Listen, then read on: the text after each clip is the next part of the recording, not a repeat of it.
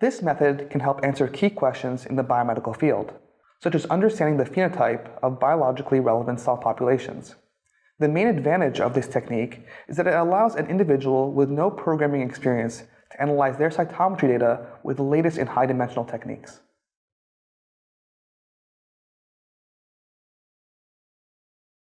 To begin an analysis pipeline, first select the type of cytometry and the number of events to sample from the file.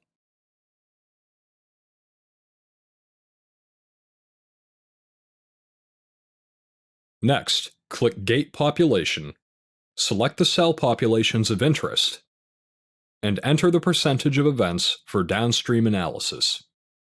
Then select the number of channels to be used for the analysis in the list box. For T-distributed stochastic neighbor embedding, or t-SNE, analysis, click t-SNE to begin computing the reduced dimensionality dataset. When the set has been computed, click Save t-SNE image, and in the marker-specific t-SNE pop-up menu, select a specific marker of interest.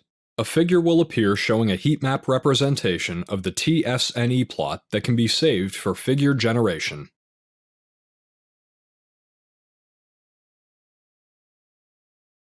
To begin clustering analysis, select an option in the Clustering Method list box and click Cluster.